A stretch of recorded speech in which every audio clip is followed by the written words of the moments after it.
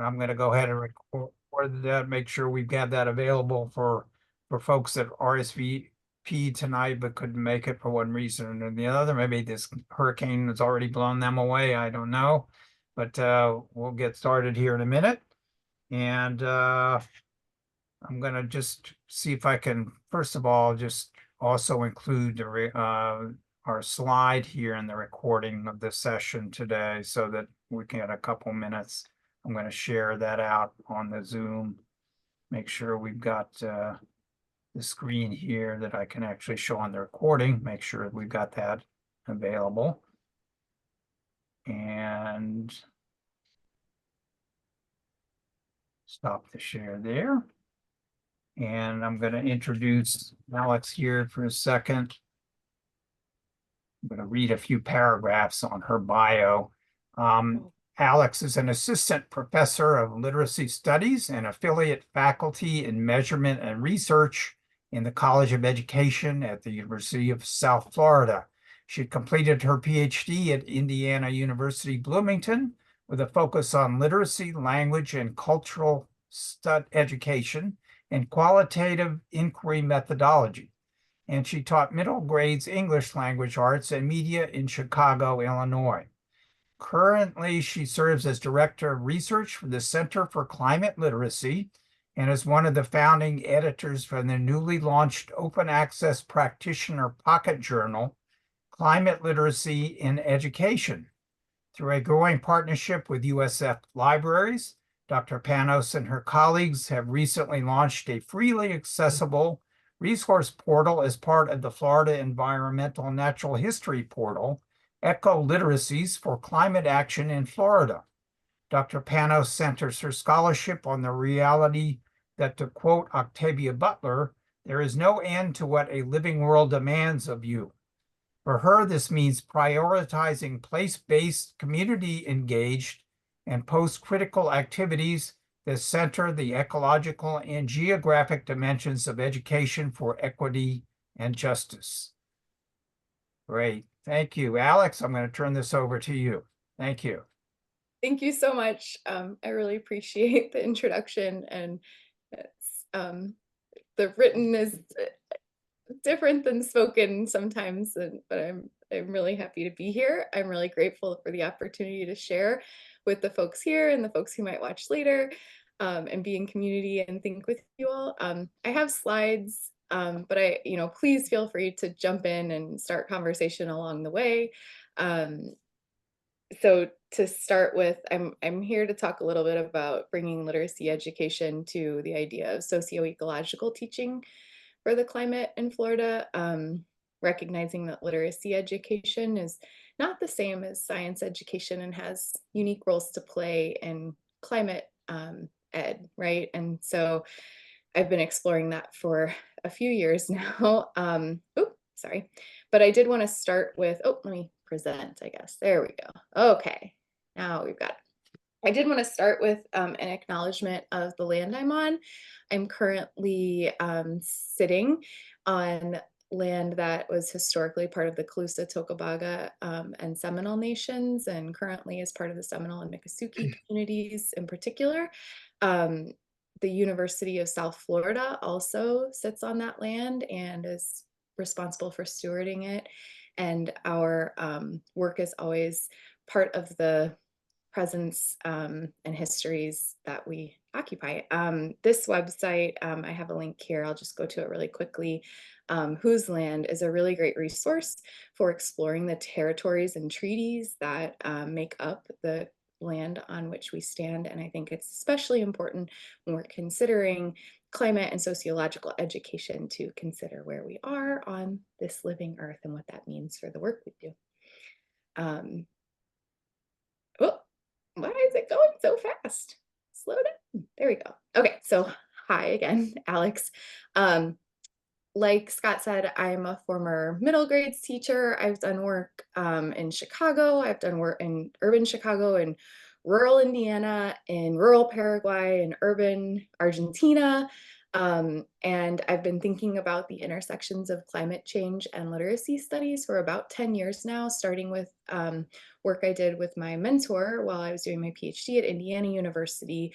And we started by thinking about how people read online about climate change and what the sort of critical practices, things like textual critique and reader reflexivity, that are necessary to do that work, and how complex it is when things are politically motivated, like climate change can be.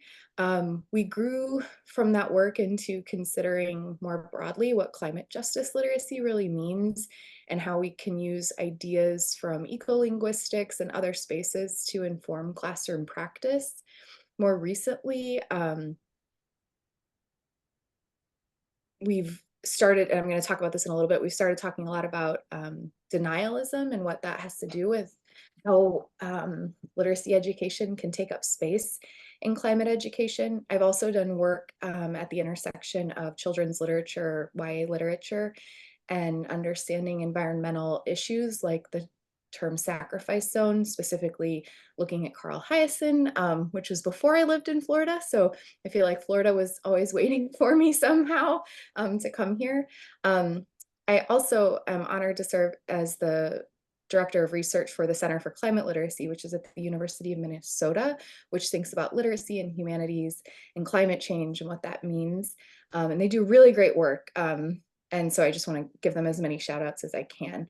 But I'm very concerned with where I am on this living earth, and that really guides a lot of what I do.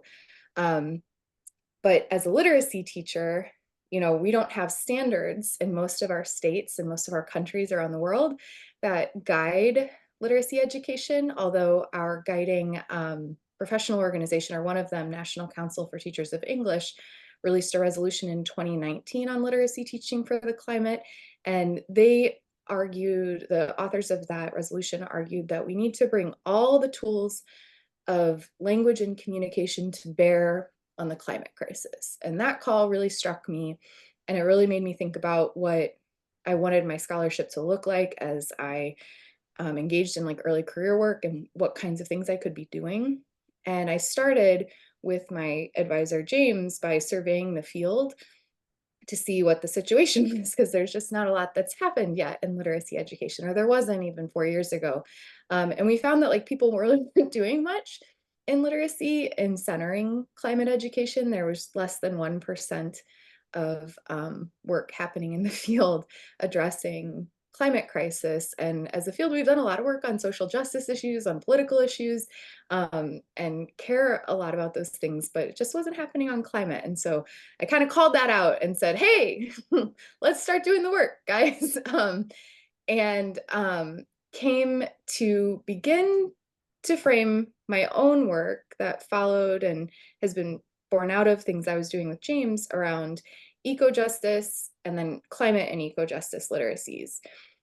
And eco-justice, I'm really following Martuskowitz et al., who talk about, the understanding that local and global systems are essential to all life, that we need to challenge cultural assumptions that underlie modern thinking and undermine those systems, and that we need to restore work for our collective futures, basically, and what that means to us.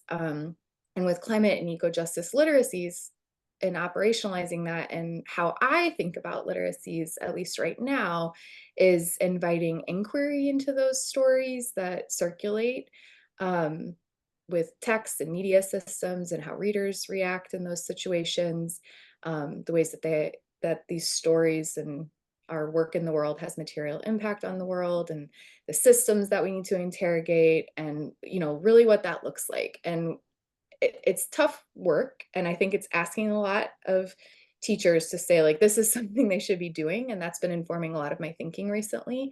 Because ultimately, from my perspective, when we think about challenging deep cultural assumptions, and we think about interrogating stories around us that keep systems in place that do damage to the earth and perpetuate climate crisis. It's about spatial relationships at a global scale, but also that, like, as people living on the earth, we can be creative in how we interact with one another and have relationships with one another, or make place by figuring out how to do things a little better through practices that are better for the environment. And like, what does that mean? What does that look like? How does teaching have anything to do with that? What do we do with that? That's been sort of motivating my thinking recently. And that's informed a lot by the teachers I work with. I work a lot with teachers. And one teacher, Morgan, it's a pseudonym, she works in Pasco County in Florida. And she said this last fall. She said, how do you teach literacy and stories and empathy and all these things that can help with teaching for the climate, was the context she was talking about. And if you can't even give kids access to stories, to books, I'm trying to survive right now. I don't know what to do. And she was talking in the context of her classroom library having been taken away, and the political context that all teachers in Florida are operating within, but in particular literacy educators who are increasingly feeling anxious and concerned about how they teach kids to read, how they teach kids to explore the world, when they're very scared for what happens when they bring resources into their classroom. And we know that, censorship is happening in literacy classrooms, and we know that climate change is being removed from textbooks. And so we're operating in a context right now in Florida where teaching about the climate is really, really challenging. And that informs how I try to do the work I'm doing at the present. And I want to say this isn't just like sort of abstract. There are penalties now for teachers, and even as these laws are getting struck down, there's a culture of fear, and there are a lot of teachers that aren't going into the profession anymore because of these things. Teachers that care about the climate, care about their students, and they're not going into our schools here in Florida, and we need them so badly. And so I really am concerned about all of these things, about these crises that are political, that are climate driven, that are that I think you all know a lot about too. And so this idea of the stories we live by, the cultural and material narratives about living with the world that are shared by people, that are hidden and invisible sometimes, that circulate around us and that we perpetuate, is something that's been interesting to me, because I think that there's political stories, there's stories about the climate, there's stories about the systems, and how do they show up? Is it just books? Is it in our language? Is it in how we talk about what we're capable of doing? What does that mean? And from my perspective, part of what, and like this idea of eco-justice literacies that can inform climate action and can form understandings of climate education, means identifying those stories, examining them critically, and seeking more beneficial ways of being. And that's part of the work that I try to do with educators. This idea of stories we live by, Stybee, who has a great website and free online course about this topic that I recommend to people, talks about this idea on a continuum of alignment with one's moral philosophies, ethical obligations, and climate science solutions. So when we look at the world around us, we can sort of evaluate how it aligns with our own ecological philosophy or ecosophy. Is it destructive to the world around us? Does it align with climate science? Is it ambiguous? Is it beneficial? And this idea has informed some work that James and I have done with our colleague Mark, that they did on a book specifically focusing on the intersections of literacy and social studies, on the idea of climate denial. And ultimately, climate denial is a really difficult story about the world we live in right now, and one that's perpetuating harm. Like when we are subject to denialist frames about what's happening in our society, how the continual extraction of resources and burning of fossil fuels harms us, but we don't change that. It's because of stories that we're living by that perpetuate that. And so we've come up with this model that sort of helps us to think about, like, okay, how can we deal with that? Like, what do we need to do as educators to confront that? And for me, I'm not taking this whole model. I'm kind of interested in the context we're living in, or the place we're living in, the philosophies that we hold and that are circulating about the world around us, these stories that we live by, and trying to seek ways to live better. this is a big topic, but how I'm going about this with teachers is by working with them on inquiry, by naming what's happening around us, by placing our responsibilities in our community, by critiquing the ways of being that we're used to, and then reimagining ways for a future. And this is the big framing that I've been using to work with teachers and support them in how to bring eco-justice or climate issues or socio-ecological issues or environmental issues to their work broadly, because teachers have trouble making this shift. And my research recently has been about this framework. I've done a teacher survey that's informed by the framework. I've created this openly accessible resource portal, and I've done workshops with teachers and created working groups and done placemaking things with kids, all kind of informed by this idea that we need to explore these stories we live by, that we need to engage in inquiry that's guided by these kinds of literacies that involve naming, placing, critiquing, and reimagining. And I'm happy to talk more about those, but I thought I would talk a little bit about each of these projects because I think there's interesting information that might shed light on what it's like to be a teacher right now and how to do meaningful socioecological work with students. So first, teachers in Florida are extremely alarmed about climate change. We are more alarmed here in Florida than we are nationally, according to comparative data with the Yale SASE survey, which if y'all aren't familiar with the Yale SASE survey, it's a really great resource to explore climate beliefs and values. And embedded in the larger teacher survey that I conducted of 482 ELA teachers here in the state of Florida, they're significantly more alarmed than the broader population. They also strongly believe that schools should teach climate change in ELA and that it's important to teach it in ELA, but they need standards to do so. And the only state right now that has them is New Jersey. 68% indicate they need standards. A bunch, more than half, report that they're concerned about parent pushback on addressing climate issues in their classroom. 48% say they don't have the materials or resources to do so. 40% say they don't know enough. And in follow-up interviews, qualitatively, many report these like deep concerns about parents and state response to integrating climate issues in their classroom. And I can share the whole survey. I'm happy to follow up with like the tool, speaking broadly here, but veteran teachers articulate being able to navigate these things capably and have a lot of resources to do so. So in this survey, there was a lot that taught me, and I'm still doing the analysis now, and we'll be presenting a bit about this at LRA, David, and hopefully at AERA next spring. But what I learned broadly is that there's the will, but the way is less clear, and they need policy support to make this happen. They need standards and tools in place, which feels almost impossible right now in Florida, frankly. Alex, The let me other, interrupt you for one yeah, go second. ahead. There are a couple of questions in the Oh, chat I'm so on whether, sorry. I'm so sorry. Oh, no, that's okay. it was more People just wanted an to know about your, if they would get a copy of the slides or something. Yeah, certainly. I will happily share because I've got links in here too.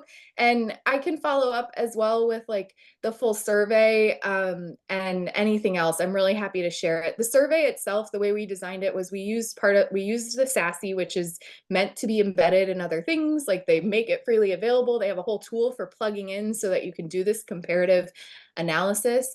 And then we also used some example surveys, for example, from NPR. They did a survey with teachers, so we kind of cribbed a bit from them. I talked to Mark Kissling and Jonathan Bell, who did a survey of social studies teachers in Pennsylvania.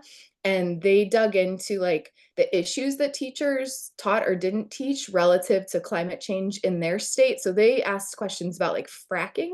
And here I asked questions about storm resilience and phosphate mining and sugarcane farming and things that are more relevant to us here in Florida and whether those topics have come up. So there's like some place-based information and then a lot of information about, you know, what what they think is possible and what kinds of pedagogical approaches they're interested in taking. And that data I haven't dug into quite as much yet, but I'm excited to see what they think they should be doing, like children's literature, inquiry, or composing or rhetoric. There's a lot of good data in there that I'm excited to begin to share with folks. Yeah, and Alex, I would love to cite this in the lit review for my PhD. I know you mentioned you're beginning to share this data. Is it like published anywhere yet, or is it more Yeah, just like, so there'll be like, so I'll have the conference paper ready in December, and then we should be following up immediately with submitting like the first round of this to a journal like right in December is my goal. So I can share that with you right away. And then I'm also, happy, like you could cite the conference paper even if that other paper doesn't come out right away. But there'll be more coming, and I'm happy to be in conversation with you about it. yay? Yeah, definitely. More research on climate and literacy, please. Um, so yeah, so this is one project, and with this, I'm trying to get like big data so that we can make a big argument about the state of things here. And I'm also coordinating with folks across the country who might want to do a version of this survey in other states. So like it's state specifically, we have state specific questions, but those could be interchanged with, what's important elsewhere, or it could be region specific, for example. So trying to start that, but I'm not a survey researcher. So this has been an interesting process for me. I'm not going to lie. You heard qualitative researcher, not quantitative researcher. So I've been fighting an uphill battle a little bit. The other thing I've been working on that I'm really excited about is this openly accessible resource portal with my wonderful colleague here at USF and USF Library Special Collections, Amanda Bozar. And this is what the website looks like here on the right. It's called Eco-Literacies for Climate Action in Florida. We're considering adjusting that title to take climate out of it, actually. Amanda's kind of pushing for that so that perhaps it can make its way into more classrooms. But we're focusing it on stories that are based here in Florida. So things like Flush and Carl Hyacin books, things like Saving American Beach, about Maya Vini Betch and the beach she saved up near St. Augustine, with historical ties to Langston Hughes and Zora Neale Hurston, and segregated beach access, and The Brilliant Deep, which is about coral, the coral die-offs, and a coral researcher who decided she wanted to make a difference. And it's connected to maps and to archival data and to media. So this is kind of what it looks like. So for example, with Flush, we created a map about the like story points and included images, because I think sometimes people assume that just because a book is set in your state that everyone has been to the places in the book or knows what they look like. And a lot of kids might read a book like Flush that's about the Florida Keys and have never been there before and really can't visualize it, even though it seems close to them and is the kind of book that might be taught in classrooms. And then connecting as well to maps and primary resources that can historicize or situate a book and make it more multi-grade. So this book, Saving American Beach, is maybe one of the only kid-friendly resources about this time in history, and yet doesn't have to sit with kids in elementary school, especially if you start to connect it to some of these wonderful archival resources that USF has access to. And then with the Brilliant Deep, we're trying hard to get also connected to some of the open data, as well as like oral history projects and some faculty publications from USF that connect to coral and just help teachers and their students dig more into the stories that are here in Florida and what those have to do with being aware of environmental issues and connect to ways to conduct climate action from a broad perspective. This story is about the development of some land on Florida, and so there's also this sort of higher ed tie-in that we're working on as well. And there's a QR code here, and I think it links. Nope, it doesn't link. But I can throw the link in the chat too, and make sure it's in there when I share the slides. But yeah, so that's another resource, and we're getting lots of views. I work a lot with teachers, which I'm going to talk about in a moment, and some of them have started using some of these resources. We just published recently, actually, let me just pull it up. We just published recently something that we're going to keep growing on postcards in Florida. So this is about ecotourism in Florida and sort of a critical read of them and like what is in our archives about Florida. And with some teachers I've been working on, we've been like creating our own postcards and sort of exploring, like how we can critically write postcards about what's going on in our state now and what that looks like. So we're going to be adding some like writing and composing prompts to this as well. But this is good for anyone, anywhere in the state, because it's pretty cool stuff. And it's all about nature in Florida and weird ways we've shared it with others over the years. So that's there. Okay.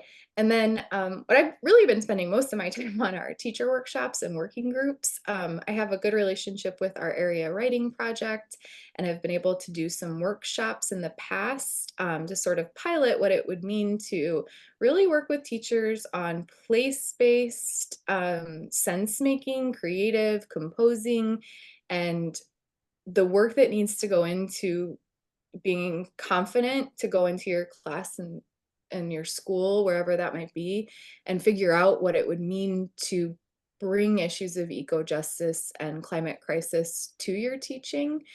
And what these teachers are teaching me is that it's very unique and situated, and every teacher has to figure out how to do it differently. And there's no one size fits all because we don't have standards that would help make that happen. And there's not broad professional development that districts are rolling out for literacy educators.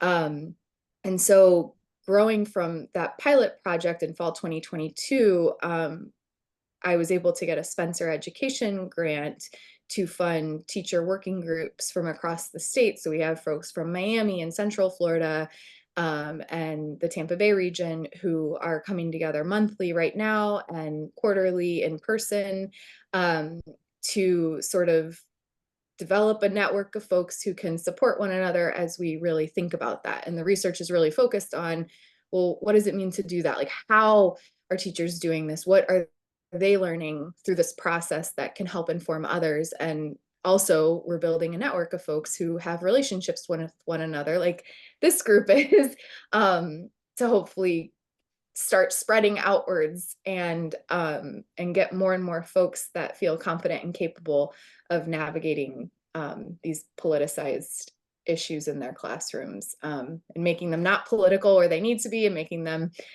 fit the schools that they're in. This is the same teacher from that I quoted before about the stories, and this is an image from one of our workshops where we went on a walk and created zines. If you're not familiar, a zine is like a little bitty self-made magazine, but they're typically political in nature, and they have a history of being multimodal and sort of slipped out into the world surreptitiously rather than published and shiny and sparkly. And so teachers composed about their walk and what was going on for them and trying to create an ecosophy that works for them and that matches the world they're in. And this is one of the teachers created this and really speaks to the challenges of I think living in Florida right now. This teacher wrote, "We are being dislocated from this place," and I feel like that's really profound, especially for folks who are originally from Florida and have witnessed the changes that have happened here so abruptly. But you know, contending with what it means to be a teacher right now in Florida alongside climate crisis, I think is something that's really unique and challenging, and teachers need time and space to do it. And so that's what we've been working on. And the teachers are doing really cool things, and I can't wait to share more about it. That's still forthcoming. We're still trying to make sense about that. Although the initial workshop, this one, we should have a piece coming out in curriculum inquiry about the intersections of the political sort of censorship that's happening in classrooms and teachers conceptualizing what that means for teaching in the climate crisis. And there's a paper coming out with my co-authors, hopefully soon. They take time.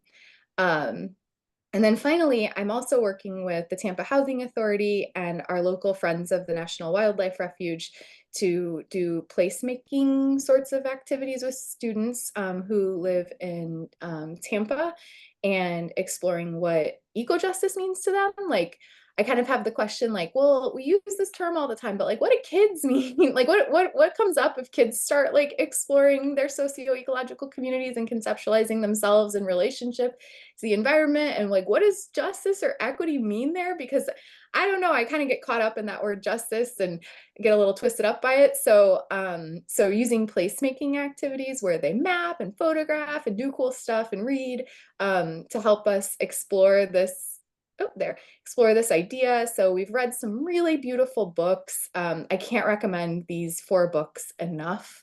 So if you're a book person, they're lovely. But we've been reading about how to disrupt the duality of nature and humanity.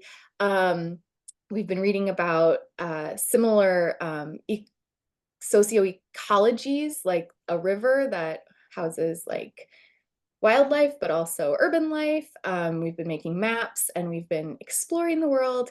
And we have a paper, my student Kristen, who's right here, and I have a paper coming out in language arts in March. That's part of a special issue on climate and elementary teaching that sort of talks about this work we've been doing that I'm very proud of, and I'm proud of her because she's leading it and it's brilliant. So again, this is like the big idea I've been working through in different ways, how people name what the issues are that are important to them, and how teachers can name how to make things happen in their schools, how we can do this work in place, how we can critique what's happening around us, and how, if ever, we can reimagine what's possible. And what I kind of like continually wonder is like, what's out there that I don't know about, or like what's happening in other areas that is the same but looks different in literacy. Maybe I can't stop thinking about how denial of our systems manifests in schools and communities, and I think that manifests through our education policies. I think we're denying students opportunities and their right to an education for their future, and it's something I think about a lot. I want wonder like what teachers need to know to overcome the barriers that they have and that they experience in teaching for the climate and teaching socioecological issues, and what we can do to address the policy context that doesn't really seem to be amenable to things right now. And then I have some resources here. So there's this journal that I'm an editor for, and has great resources that are open access for teachers and anyone interested in the topic. A lot written by teachers about what they're doing. Climate Lit is a really cool resource that has like a glossary of terms and a rich database of literature. The Center for Climate Literacy does cool stuff. They have a bunch of webinars coming up. And then there are these special issues coming out in the next year. Language Arts, which my student and I have a piece in, and I also wrote a research and policy column for, is coming out in March. And then English Journal, edited by some great folks that I really value their contributions, is coming out in January. So yeah, that's what's going on here.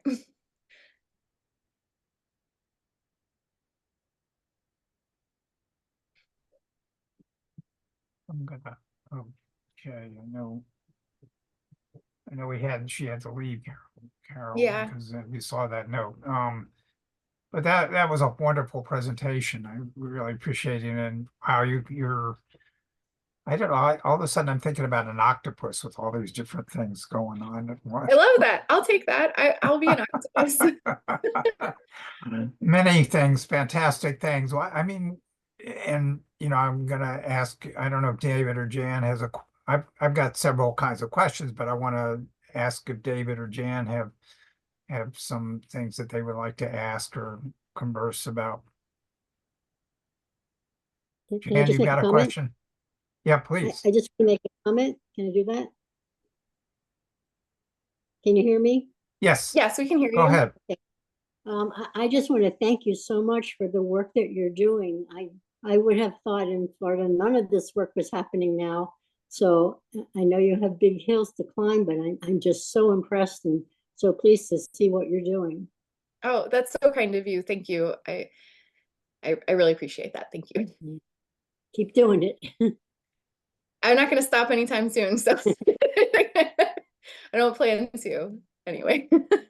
Um, one of the things I saw, I'm glad you reminded me that we had met, I think on the Clean Network, and this is Mhm. a group, David, you may or may not know about this group that's sort of based, I guess, out of Colorado that grew out of some of the climate literacy work that the government had published, and they have a group that does this on a regular basis that organizes meetings for folks to talk about climate education. Every week we meet and different folks gather from around the country.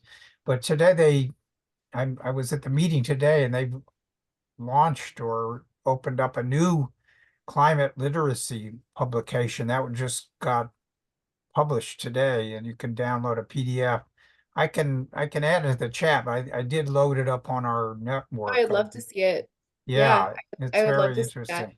I mean, I one of the also things, think it's interesting that like the clean people and like science people and like there's sort of different perspectives on what climate literacy means. And I want to be really clear. Like I try very hard to be like, I'm not over like I care about the science and I'm happy to support it, but I want to be really clear, like right now what I'm thinking about is more of the socio-ecological dimensions of it rather than trying to do things that aren't in my wheelhouse. And I think the Center for Climate Literacy is really similar. They're very focused on stories and the humanities and literacies intersections there.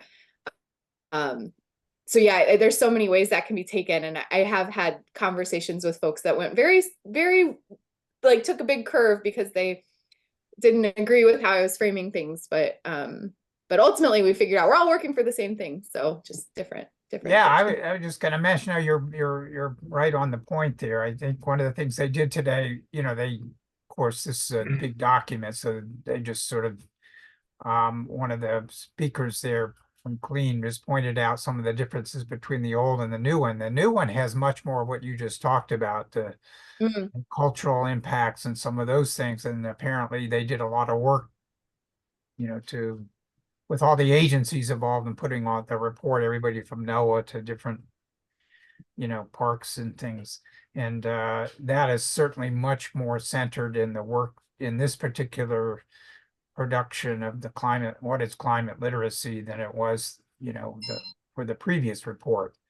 And mm, I guess related to that, and this idea of teaching across the curriculum, which they said was important in this new one, is do you do the English language teachers? I mean, I was curious about the survey. If you asked mhm, any questions about how they work with their colleagues across disciplines and what you might have found there, or, when you started talking about the survey results, mhm. I wondered if that's similar in other disciplines that you'd get some of the same kinds of things, or, I'm thinking in my own, high school education, some of the language, I was really lucky to have some really good language arts teachers in Jacksonville of all places at a time when it was a little interesting to be teaching there, but well, I guess it still is, but anyway, but they seem to be using texts that were really contemporary at the time and were really challenging to read, I think, and brought, more of the heart of what, students at that time were interested in controversial. And I don't know, I remember that in a way that I don't remember the science education that I had. And I wondered if I guess I wondered if if English language arts teachers are more open to these kinds of ideas than you find in other disciplines, or how do they work with their colleagues? Did you talk about that in the survey, or did you get into that? So in the survey, we didn't ask about cross-disciplinary collaboration. It's something that I regretted almost immediately. So that was left off. But we do know from a lot of other surveys, like the most surveys that are done of teachers about climate education are done in STEM. And even STEM teachers report feeling a lack of preparation and understanding about climate change and teaching it, which I actually think makes more sense in some ways because like you know, that's a really deep scientific topic that can have a lot, lot too. So I'm not surprised to hear that about science teachers. But the other surveys, there are very few surveys of other disciplines. The social science one that was done in Pennsylvania also reported that. So we weren't surprised at all that that you know that teachers reported feeling under-resourced or under-knowledged, as it were, related to climate change. And then your question about like the kinds of topics or the kinds of resources being used, I tend to think ELA teachers, especially at the secondary level, love to teach literature, and come from different perspectives on what that means to them, often as literature teachers. But one of the things that's happening right now is they're getting very strangled in what they're able to teach. Like I mean, just the lists of books are really, you know, have become very rigid. Bringing resources from outside or getting approvals for those is a pretty time-consuming, painful process, if your school will allow it. And then they've also, a lot of districts have switched to sort of an opt-in policy where you have to get a parent to agree for a kid to Yeah. be given or read or, you know, have curriculum in a certain way. And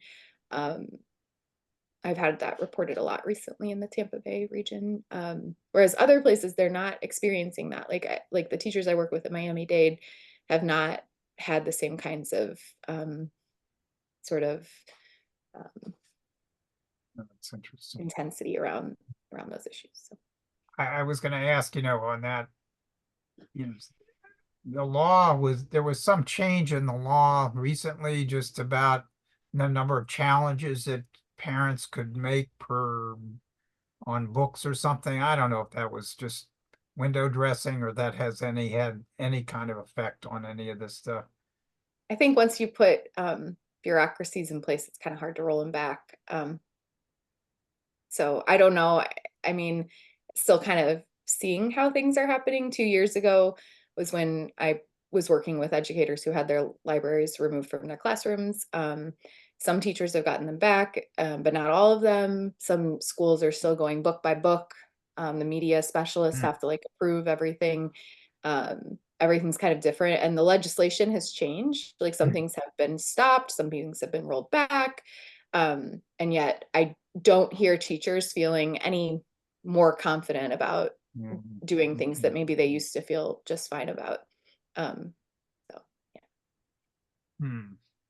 David, I don't know if you had any of that, you saw any of that in Georgia at all? In terms of climate education in the schools? Yeah, I or think it's- just, well, I guess, just,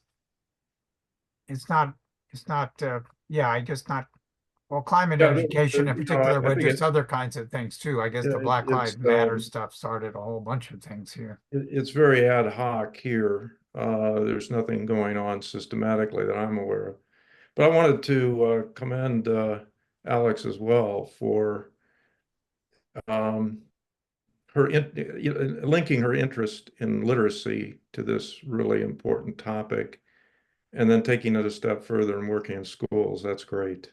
Alex, I'm interested. What grade levels do you typically work with, or is it across the K-12 spectrum? It's a cross, but mostly the teachers that have joined the working groups and the workshops have been high school teachers, a lot fewer elementary teachers. And I on the one hand, I think I'm like, well, you're teaching everything. Like, come on. And then on the other hand, I think that like, you know, we had a literacy coach join for a little while and she was like, I'm so overwhelmed with what's happening right now. It's so scripted. You know, like Yeah. I could get one book in that is a topical thing and I don't know what else to do. Like I can't think about this. And and then we have another teacher who's an elementary ELA and social studies teacher, and she's bringing all sorts of books to her classroom, and she's started a school garden, and so I think, I don't know, I think but high school teachers tend to seem I'm going to connect us back to your work Alex, but I want to ask Scott about, you mentioned the organization in Colorado. How did you connect with that group? Scott? Oh, you're asking me? Yeah, yeah. Um, Imagine the group in Colorado. I think one of the people that I know, Rachel Wellman here at FAU, had told me about that, and she said, well, you need to go jump on that group and find out what's going on. And so I managed to go there, and Well, then you know the I think one of my background, first times I was there, and how Alex was Scott and I hosting. are connected with this third act group, and there's an educators working group, and I coordinate a project team related to climate education, and Scott has been part of that, and we've been monitoring what's going on in Florida, and that's sort of a little short uh, connection why that I'm joining these very interesting and helpful um, uh, Zoom meetings that Scott has organized. But we have some links in our work that you might be interested in. Love them. And one is in Colorado, a woman by the name of a former teacher, retired. We're all members of this group are retired educators. In our third act, that's where the name comes from. Ah, okay, I get it. Okay, third act of life. And one of our members on our team is named Tiffany Boyd, and she's a retired teacher who has a wonderful program in Colorado called Classrooms for Community Action, and it involves justice themes Yeah, and local issue. You're shaking your head, or do you know of her work? I do. I Oh, do. great. So she was on Lindsay's podcast, one. So that's how I Okay. first heard Okay. her. And then two, Scott mentioned her when we met a few months back. Okay, And then good. Yeah. Rick Beach and I, with Jill Castick, Fawn Kennedy, and Sarah Evans, are working on an edited book. And I reached out to her to see if she wanted to work on something. I didn't know you were working on stuff, David, or Well, you yeah, may have yeah. I've been just working we with haven't Tiff finished for that quite some contract time. yet. So. Um, and yeah, and those are good people, by the way. And I know very well Rick Beach and Castek. But yeah, she might, she would be a good person to connect to. And another possible connection, when I heard about your survey work in Florida, and I think you said that it might, or suggested it might be interesting to compare it to other states. Mhm. And we have someone on our group, her name is Alice Freund in New Jersey, and she's a retired teacher. Been following what the climate issues there in New Jersey, and New Jersey has a mandate through the State Department of Education. Do you know about that as well? Yeah, I'm so jealous. Yeah, so it would be a distinct counterpoint to what's Right. going on in Florida, and I think it'd be interesting to compare. If That, you could, if I could connect you with her, she might have avenues for yeah, you to disseminate your survey, that and would be wonderful. it would be interesting to compare two states on the opposite ends of the continuum in terms of supporting climate change in education. So that might be something. Yeah. If we can connect, I can act as a go-between to see if she might be interested in being involved with that. And finally, 100% yes. finally, you may know that I'm very interested in design-based research.